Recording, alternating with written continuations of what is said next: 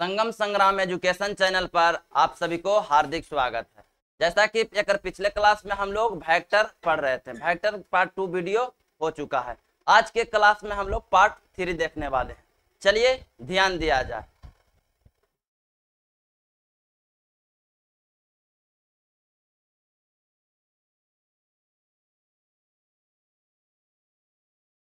स्थानीय सदिश, types of vector देख रहे थे।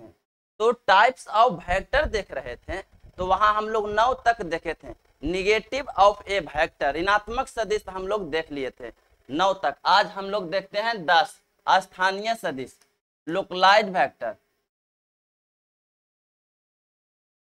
लोकलाइज्ड वेक्टर होता क्या है? लोकलाइज्ड वेक्टर, लोकलाइज्ड वेक्टर होता क्या है? चलिए ध्यान दिया जाए। लोकलाइज्ड वेक्टर होता क्या है? वेक्टर तो कहता है कि एक सदिश स्थानीय सदिश कहलाता है यदि वह आकाश के एक नियत बिंदु से गुजरे तथा दी गई सदिश के समानांतर हो। एक बार फिर से ध्यान दिया जाए। कहता है स्थानीय सदिश होता क्या है, लोकलाइज्ड वेक्टर होता क्या है? तो कहता है कि एक सदिश स्थानीय सदिश कहलाता है यदि यह आकाश के एक नियत बिंदु से गुजरे तथा दी गई सदिश के समानांतर हो। आइए ध्यान दिया जाए। मान लेते हैं कि ये जो सदिश है वेक्टर ए है बी, इस तरह के वेक्टर ए भी वेक्टर है, ये दिया गया वेक्टर है। और देख लीजिए आकाश के एक नियत बिंदु, मान लेते हैं कि एम है और एम से एक नियत बिंदु से गुजरे, एक नियत बिंदु से गुजरे, एम से एन जा रहा है और इस तरह से है। तो ये दी गई वेक्टर के समानांतर है, यानी वेक्टर एम एन जो है, एम एन वेक्टर है जो वेक्टर ए बी के समानांतर है और ये भी वेक्टर है जो दी गई वेक्टर हो। तो यही कहता है कि एक सदिश स्थानीय सदिश कहलाता है यदि वह आकाश के एक नियत बिंदु से गुजरे, आकाश के एक नियत बिंदु से गुजरे तथा दी गई सदिश के समानांतर हो। 11 नंबर स्वतंत्र सदिश। स्वतंत्र सदिश इसको हम लोग कहते हैं फ्री वेक्टर। फ्री वेक्टर तो कहता है कि एक सदिश स्वतंत्र सदिश कहलाता है, एक सदिश स्वतंत्र सदिश कहलाता है यदि यह स्थानीय सदिश नहीं है, यदि यह स्थानीय सदिश नहीं है। स्थानीय सदिश नहीं होना चाहिए, स्वतंत्र सदिश कहलाता है। जैसे समझिए, स्वतंत्र सदिश आकाश में कहीं भी ले सकते हैं, स्वतंत्र सदिश आकाश में कहीं भी ले सकते हैं। और कहता है यहां से सेकंड पॉइंट कि जब तक न कहा जाए, जब तक न कहा जाए सभी के सभी सदिश स्वतंत्र सदिश माने जाते हैं। एक बार फिर से ध्यान दिया जाए। कहता है कि स्वतंत्र सदिश किसको कहते हैं? तो एक सदिश स्वतंत्र सदिश कहलाता है यदि यह स्थानीय सदिश नहीं है, स्थानीय सदिश नहीं है तो स्वतंत्र सदिश हो गया। और स्वतंत्र सदिश आकाश में कहीं भी लिया जा सकता है। और जब तक ना कहा जाए सभी के सभी सदिश स्वतंत्र सदिश माने जाते हैं, फ्री वेक्टर माने जाते हैं। चलिए आपका टाइप्स ऑफ वेक्टर कंप्लीट हो गया। अब हम लोग एक्सरसाइज की ओर चलते हैं।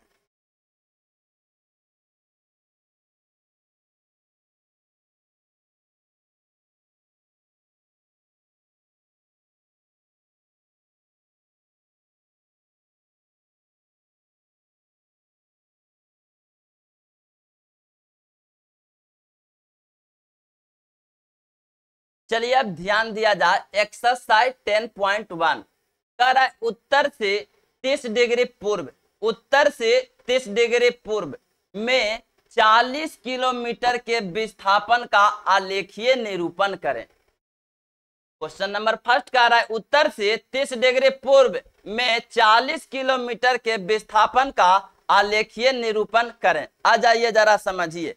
तो यहां हम लोग पहला को समझते हैं, सोल्व। ध्यान दिया जाए तो इसको हमने क्या कहते हैं? ये नॉर्थ है, ये नीचे वाला जो है साउथ है, नॉर्थ है, ये साउथ है। ईस्ट है, वेस्ट है, यानी कि उत्तर दक्षिण पूरब पश्चिम। तो कह रहा है देखिए उत्तर दक्षिण पूरब पश्चिम, तो उत्तर से पूर्व, उत्तर से पूर्व, तो उत्तर तो ये वाली है, उत्तर ये वाली है ना जे नाउथिया, देखिए उत्तर ये वाली है, तो उत्तर से पूर्व, तो उत्तर आई पूर्व इधर है, तो उत्तर से पूर्व इधर जा रहा है, देखिए इधर जा रहा है, तो इधर जा रहा है कितना 30 डिग्री, 30 डिग्री जा रहा है। 40 किलोमीटर के विस्थापन का लेखीय निरूपण करें। तो देख लीजिए उत्तर से पूरब जा रहा है, मान लिया जाए कि ऐसे जा रहा है, ध्यान दिया जाए ऐसे इस तरह से जा रहा है, और मान लेते हैं कि एम बिंदु है, एम बिंदु है, और यहां से के डिग्री बता रहा है जी, तो बता रहा है 30 डिग्री, 30 डिग्री बता रहा है, और उसके बाद कितना 40 किलोमीटर विस्थापन, यानी यहां से यहां मान लीजिए कि यहां से यहां मान लीजिए, यहां से यहां 20 है, यहां से यहां 20 है, यानी कि ऐसे दिखा देंगे कि इतना जो स्केल हुआ 20 किलोमीटर का, यह स्केल जो हुआ 20 किलोमीटर का। एक बार फिर से ध्यान दिया जाए क्वेश्चन क्या कह रहा है, तो क्वेश्चन कह रहा है उत्तर से 30 डिग्री पूर्व, उत्तर ही है पूरब ही है, उत्तर से पूर्व माने इधर से इधर जाना है। अगर पूर्व से कहता उत्तर तो इधर से इधर जाना रहता, लेकिन उत्तर से पूर्व कह रहा था, इधर से इधर जाइए, इधर से इधर जाइए, तो उत्तर से 30 डिग्री पूर्व, तो उत्तर से गए 30 डिग्री पूर्व, देखिए 30 डिग्री गए पूर्व, 30 डिग्री पूर्व गए, पूर्व में 40 किलोमीटर के विस्थापन का आलेखीय निरूपण करें। यहां से यहां मान लेते हैं कि क्या है 40 है, यहां से यहां इसको स्केल ले, यहां से यहां 20 है, यहां से यहां 20 है, तो ये देख लीजिए स्केल ले लिए 20 किलोमीटर के, ये जो स्केल है 20 किलोमीटर के, यही आपका जो आलेखीय निरूपण है हो गया। सेकंड क्वेश्चन कहता है निम्नलिखित मापों को अदिश एवं सदिश के रूप में श्रेणीबद्ध करें। स्क्रीनशॉट लेना है ले लीजिए।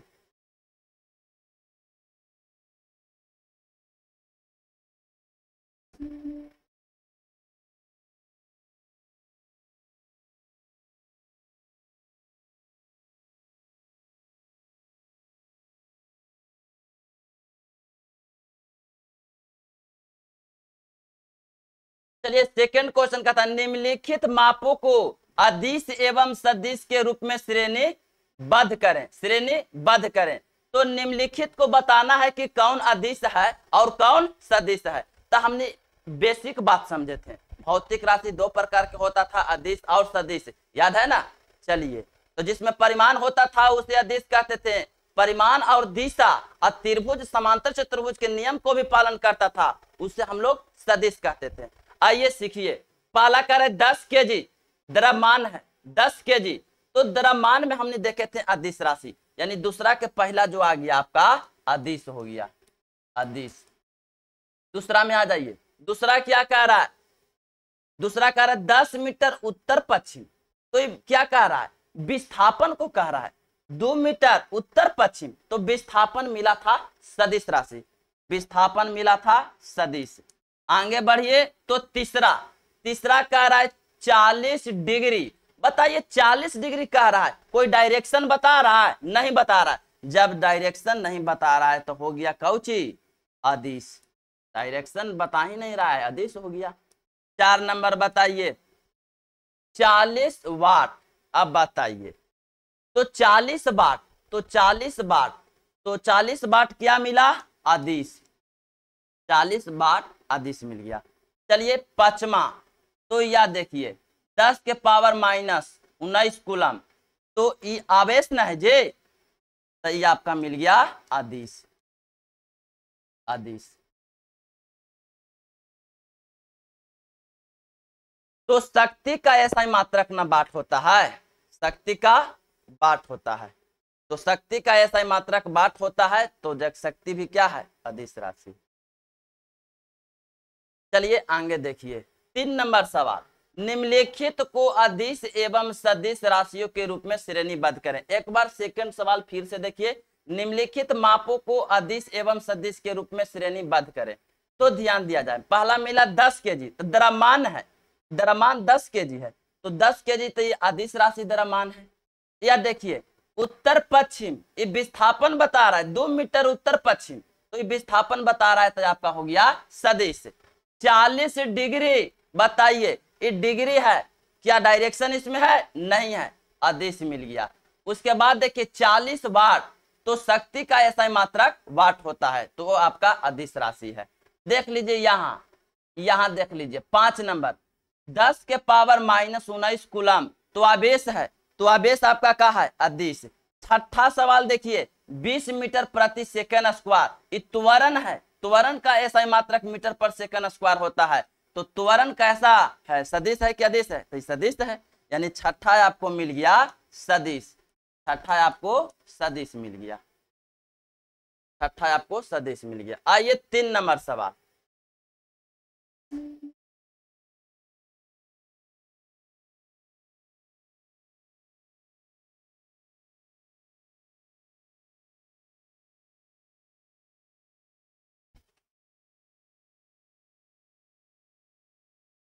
तीन नंबर सवाल में बताना है, निम्नलिखित को अदिश एवं सदिश राशियों के रूप में श्रेणीबद्ध करें। चलिए आइए, पहला समय कालांश, तो समय आपका अदिश है, तीसरा के पहला अदिश है, अदिश है। दूसरा, उसके बाद दूसरा क्या कह रहा है? दूरी, दूरी भी आपका अदिश राशि है, दूरी भी अदिश राशि है। तीसरा बता दीजिए बल, तब बल तो सदिश है, सदिश राशि हो गया, सदिश है। चौथा, चौथा वेग, तो वेग के फार्मूला विस्थापन बटा समय, तब विस्थापने जब सदिश है तब वेग तो 100% सदिश होगा, इस सदिश हो गया। उसके बाद कार्य, तो कार्य आपका अदिश है, कार्य अदिश है। यहां से एक बार फिर से समय अदिश, उसके बाद दूरी अदिश, बल सदिश, उसके बाद वेग सदिश, कार्य अदिश। आगे बढ़िए 4 नंबर सवाल।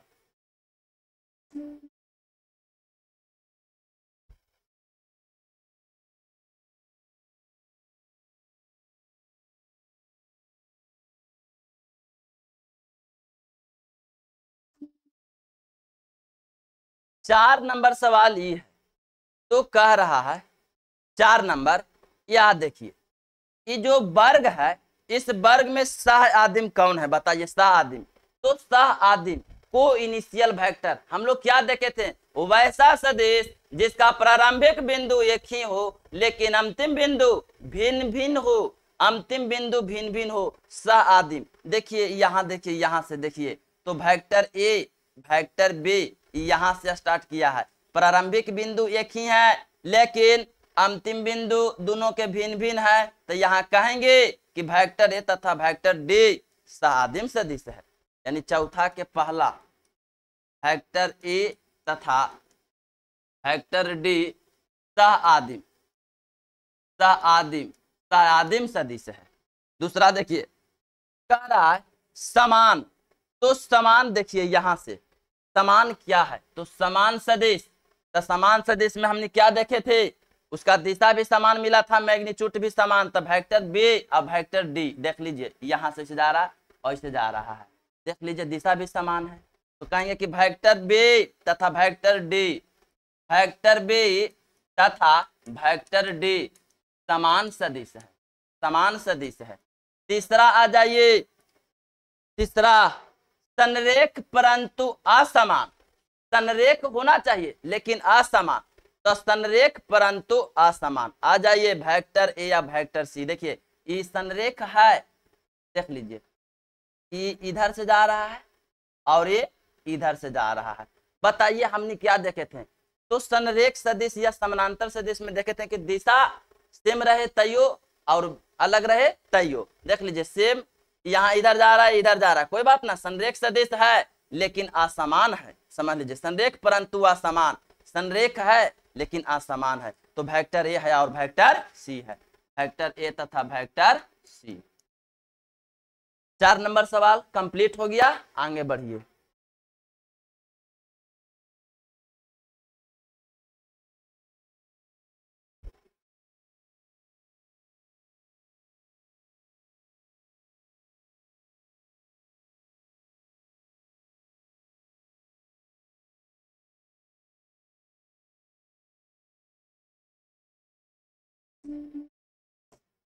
आइए 5 नंबर सवाल। तो 5 नंबर सवाल में कह रहा है कि सत्य और असत्य बताना। देखिए 5 नंबर सवाल, सत्य अथवा असत्य बताना है कि क्या होगा। वेक्टर ए तथा माइनस वेक्टर ए संरेख है, बिल्कुल सत्य घटना है। मान लिया जाए कि वेक्टर ए है इस तरह से और ये वेक्टर इस तरह से है, तो जैसे ही हमने निगेटिव वेक्टर देखे थे तो डायरेक्शन को चेंज किया जाता था। तो जब डायरेक्शन को चेंज किया जाता था तो ये पॉजिटिव था तो ये निगेटिव हो जाता था। बताइए क्या संरेख नहीं है? डायरेक्शन अलग अलग हो गया, कोई दिक्कत नहीं है, संरेख तो है ना जी, बिल्कुल संरेख है। तो पहला क्वेश्चन 5वां के कथन हो गया सत्य। दूसरा बढ़ जाइए, कह रहा है दो संरेख सदिश का परिमाण सदैव समान होता है। कोई जरूरी नहीं है, अगर दो गो संरेख सदिश है तो उसका मैग्नीट्यूड यानी परिमाण समान हो भी सकता है, ना भी हो सकता है, यानी हो सकता है, कोई जरूरी नहीं है, असत्य। चलिए आगे देखिए, आगे कह रहा है तीसरा, समान परिमाण वाले दो सदिश संरेख होते हैं। अगर दो गो सदिश है जिसका परिमाण समान हो, यानी दो गो सदिश है जिसका परिमाण समान हो, ये ना कह रहा है समान परिमाण वाले दो सदिश संरेख होते हैं। समान परिमाण वाले दो सदिश संरेख होते हैं, कोई जरूरी नहीं है। अगर दो गो सदिश का परिमाण समान है तो संरेख कोई जरूरी नहीं है, यानी कथन का हो गया असत्य। उसके बाद हम लोग देखिए 4 नंबर, 4 नंबर में क्या कह रहा है, समान परिमाण वाले दो संरेख सदिश समान होते हैं, यानी समान परिमाण वाले संरेख सदिश समान होते हैं। देख लीजिए इसका परिमाण समान है, यहां देख लीजिए संरेख भी है, क्या ये समान सदिश है? नहीं, ये कथन असत्य। एक बार फिर से ध्यान दिया जाए, कह रहा है समान परिमाण वाले, यानी समान परिमाण वाले दो संरेख सदिश समान होते हैं, यानी कह रहा है कि परिमाण भी दो गो सदिश हो उसको समान है, उसके बाद संरेख भी है, क्या बताइए कि समान सदिश होता है? बताइए, यहाँ देखिए, यहाँ क्या देख रहे हैं, सदिश है, समानांतर है, संरेख भी है, परिमाण भी समान है, लेकिन क्या इक्वल सदिश है? नहीं, इक्वल सदिश नहीं है, यहाँ पॉजिटिव यहाँ निगेटिव है। चलिए आगे हम लोग बढ़ते हैं। चैप्टर कंप्लीट हो गया, एक्सरसाइज 10.1।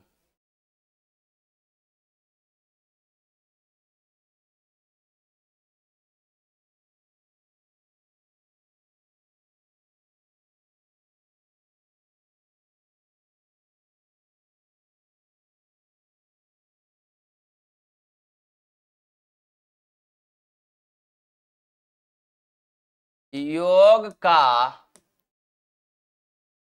त्रिभुज नियम, त्रिभुज नियम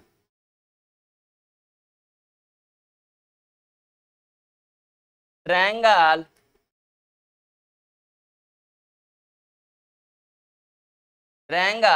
लॉ ऑफ एडिशन।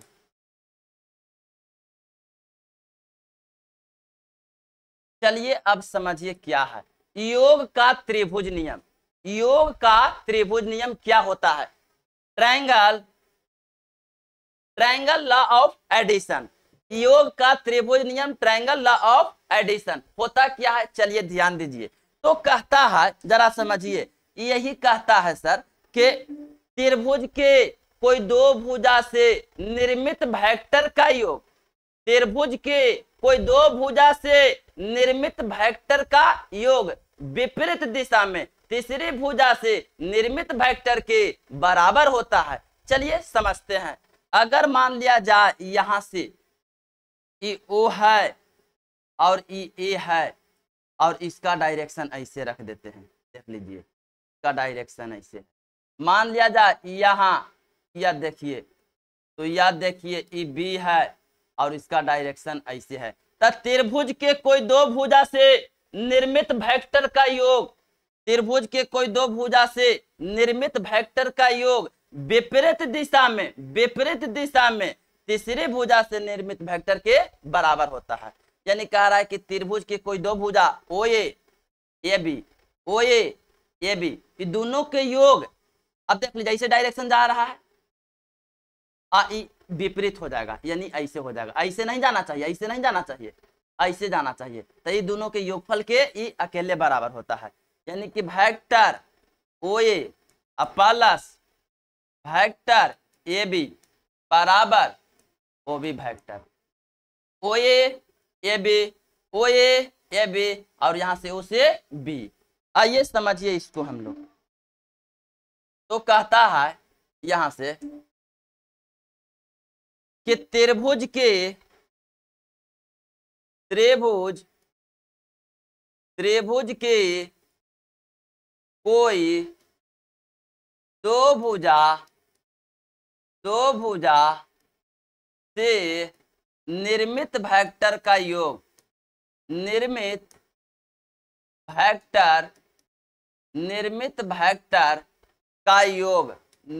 वेक्टर का योग त्रिभुज की कोई दो भुजा से निर्मित वेक्टर का योग। मान लिया जाए इसको अगर वेक्टर ए देना चाहते हैं, बी देना चाहते हैं, तो ए प्लस बी ई बली हो जाएगा, यानी वेक्टर ए प्लस बी ये हो जाएगा। समझ लीजिए। देना चाहते हैं तो ठीक है, ना देना चाहते हैं कोई दिक्कत ना है। चलिए, यानी कह रहा है कि त्रिभुज के कोई दो भुजा से निर्मित वेक्टर का योग इसके विपरीत दिशा में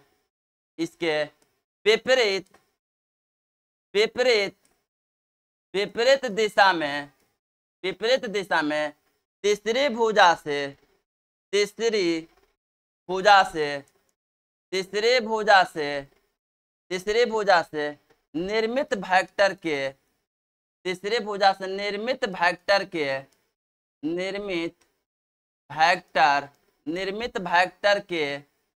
वेक्टर के बराबर होता है। चलिए यहां हम लोग समझते हैं एक बार फिर से। कह रहा है कि त्रिभुज के कोई दो भुजा से निर्मित वेक्टर का योग। दो गो भुजा है, देख लीजिए दोनों का डायरेक्शन सेम है, लेकिन तीसरा का डायरेक्शन अलग होना चाहिए। देखिए ये ऐसे जा रहा है, ये ऐसे जा रहा है। अगर ये ऐसे गया तो गड़बड़ हो जाएगा, ये ऐसे गया, ये ऐसे गया, तो इसको ऐसे लेके चल जाइए, तो ये दोनों के जोड़ जो है ये अकेले हो जाता है। यही कह रहा है योग का त्रिभुज नियम। एक बार फिर से दो गो के डायरेक्शन सेम रखिए, एक के डायरेक्शन चेंज कर दीजिए। देखिए ऐसे जा रहा है, देखिए ऐसे जा रहा है, ऐसे जा रहा है, तो इसको ऐसे नहीं लेना है, इसको ऐसे उल्टी ले लेना है। ऐसे जा रहा है, ऐसे जा रहा है, एकरा ऐसे कर दीजिए, उल्टी कर दीजिए, तो ये दोनों के योग जो होगा एक अकेले बराबर होगा। यही कह रहा है कि त्रिभुज के कोई दो भुजा से निर्मित वेक्टर का योग विपरीत दिशा में तीसरी भुजा से निर्मित वेक्टर के बराबर होता है। अब चलिए ध्यान दीजिए, यहां से हम क्या कह रहे हैं, यानी कि O A vector plus A B vector बराबर ओ बी वेक्टर। यही आपका है योग का त्रिभुज नियम यही है। चलिए हम लोग आगे समझते हैं।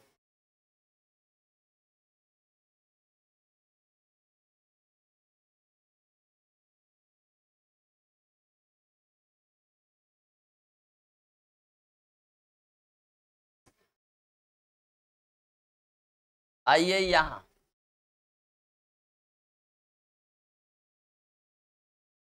ए बी सी, तो ए से बी ऐसे है, ये ऐसे है। अगर इसको ऐसे रखना है गलत हो जाएगा, ऐसे रखिए, समझ लीजिए। यानी ये दोनों के जोड़ यानी vector A B vector plus b c vector बराबर हो जाएगा ए सी वेक्टर। अब सुनिए खूब बढ़िया से ध्यान दीजिए, हम लोग एक पिछले क्लास में पढ़े थे निगेटिव ऑफ ए वेक्टर, यानी कि अगर पी क्यू वेक्टर है और इसको क्यू के आगे करना चाहते हैं, पी के पीछे करना चाहते हैं, निगेटिव ले लेगा। समझ लीजिए। अगर ए बी वेक्टर है और इसको बी ए बनाना चाहते हैं, बस प्लस है तो माइनस ले लेगा। यहाँ एम एन वेक्टर है और इसको एन एम वेक्टर करना चाहते हैं, निगेटिव ले लेगा। अगर ए सी वेक्टर है और इसको सी ए वेक्टर करना चाहते हैं तो निगेटिव ले लेगा। एक पिछले क्लास में हम लोग टाइप्स ऑफ वेक्टर के बारे में पढ़े थे, निगेटिव ऑफ ए वेक्टर। समझ लीजिए, यदि उसका परिमाण समान था लेकिन दिशा विपरीत था, वही कहलाता था निगेटिव ऑफ ए वेक्टर। आ जाइए यहां सीखिए, vector A B plus vector b c और यहाँ इसको बदल दीजिए तो माइनस में सी ए हो गया।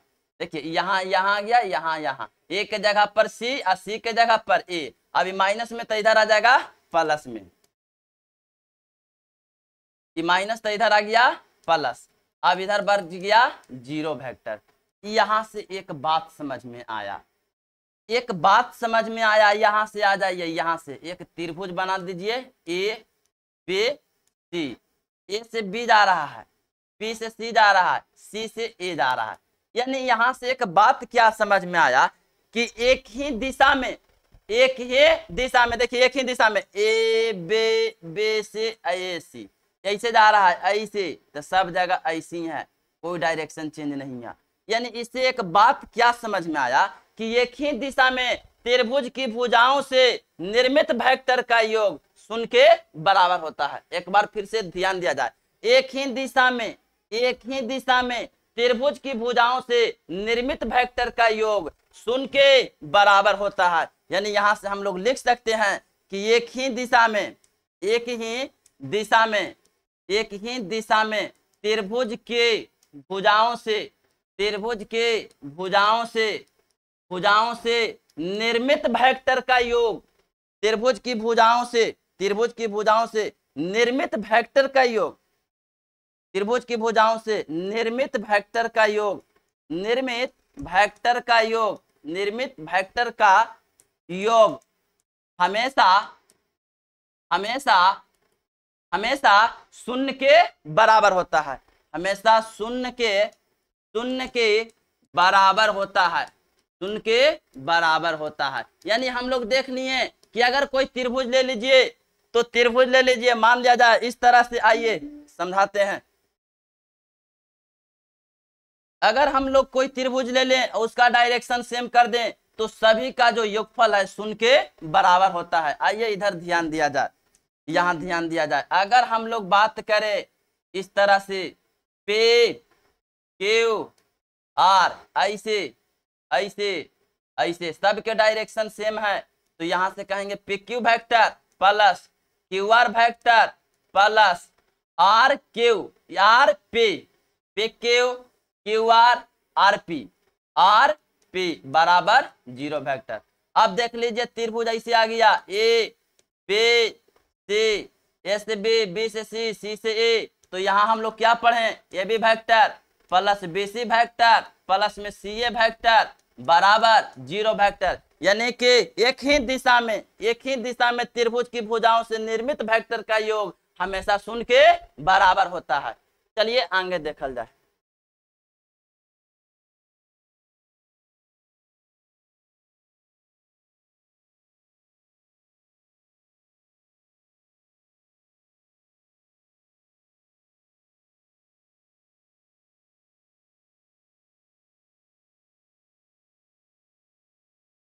योग का समांतर चतुर्भुज नियम, योग का समांतर चतुर्भुज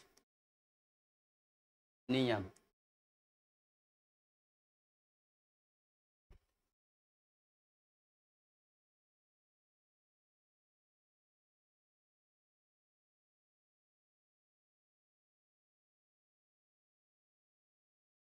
parallelogram law of addition, addition तो क्या कहता है, तो कहता है कि समांतर चतुर्भुज, समांतर चतुर्भुज के कोई दो आसन्न भुजा से निर्मित वेक्टर का योग, समांतर चतुर्भुज के कोई दो आसन्न भुजा से निर्मित वेक्टर का योग इसके उभयनिष्ठ बिंदु से गुजरने वाले विकर्ण सदिश के बराबर होता है। चलिए आइए समझिए। मान लिया जाए यहाँ समांतर चतुर्भुज एक ले लीजिए, समांतर चतुर्भुज ले लीजिए इस तरह से, इस तरह से ले लीजिए एक समांतर चतुर्भुज। आइए यहाँ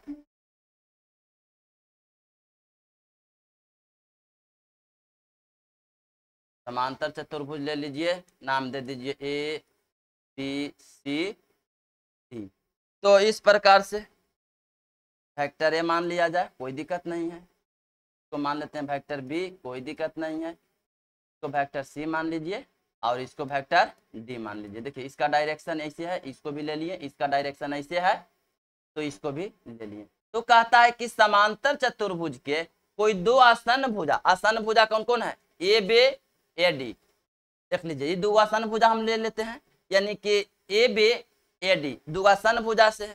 तो कहता है समांतर चतुर्भुज के कोई दो आसन भुजा से निर्मित वेक्टर का योग इसके उभयनिष्ठ बिंदु, ये दोनों में एडी और एबी में उभयनिष्ठ बिंदु ये है, इसके उभयनिष्ठ बिंदु से होकर गुजरने वाले विकर्ण सदिश के बराबर होता है, यानी विकर्ण सदिश के बराबर होता है। यहां से हम लोग लिख सकते हैं, क्या लिख सकते हैं, तो देख लीजिए कहता है समांतर चतुर्भुज, समांतर चतुर्भुज, समांतर चतुर्भुज के कोई दो आसन, दो आसन, दो आसन भुजाओं से, दो आसन भुजाओं से, भुजाओं से निर्मित वेक्टर का योग, निर्मित वेक्टर, निर्मित वेक्टर का योग, निर्मित वेक्टर का योग, यानी कह रहा है समांतर चतुर्भुज के कोई दो आसन भुजा से निर्मित वेक्टर का योग इसके उभयनिष्ठ बिंदु, इसके, इसके उभयनिष्ठ, उभयनिष्ठ, इसके उभयनिष्ठ, उभयनिष्ठ बिंदु से, इसके उभयनिष्ठ बिंदु से, उभयनिष्ठ बिंदु से, उभयनिष्ठ बिंदु से होकर गुजरने वाली, उभयनिष्ठ बिंदु से होकर गुजरने वाली, गुजरने वाली, गुजरने वाली विकर्ण सदिश के, विकर्ण सदिश के, विकर्ण सदिश के बराबर होता है, बराबर होता है। आइए हम लोग एक बार फिर से समझते हैं, ध्यान दीजिए। समांतर चतुर्भुज के कोई दो आसन भुजा से निर्मित वेक्टर का योग, आसन भुजा ए बी ए डी, ये दोनों के जोड़ दीजिए तो इसको उभयनिष्ठ बिंदु ए बी और ए डी के उभयनिष्ठ बिंदु कौन है, ए, यही बिंदु से होकर गुजरने वाले विकर्ण सदिश के बराबर होता है, यानी ए सी, ध्यान दिया जाए तो यानी हमने वेक्टर कह रहे हैं A B plus vector A D, या vector A D, A B vector plus A D vector. देख लीजिए आसन भुजा दो ले लिए, कोई दो आसन भुजा में ए बी ले लिए, ए डी ले लिए, दोनों का योगफल, और उभयनिष्ठ बिंदु कौन है, ए, तो उभयनिष्ठ बिंदु से होकर गुजरने वाले विकर्ण सदिश के बराबर होता है। ये कैसे हम लोग लिख दिए, यही समांतर चतुर्भुज के योग नियम या योग का समांतर चतुर्भुज नियम है। तो आगे इसमें त्रिभुज का योग नियम कहेगा तो कैसे लिखेंगे, ए बी बी सी और इसके बाद ए सी, ये योग का त्रिभुज नियम होगा, योग का त्रिभुज नियम। तो योग का त्रिभुज नियम, योग का त्रिभुज नियम कैसे था, वेक्टर ए बी प्लस में वेक्टर बी सी अब बराबर में देख लीजिए ए सी, बराबर वेक्टर ए सी। ठीक है, आज भर हम लोग इतने। यदि वीडियो पसंद आया हो तो लाइक शेयर सब्सक्राइब करना ना भूलें।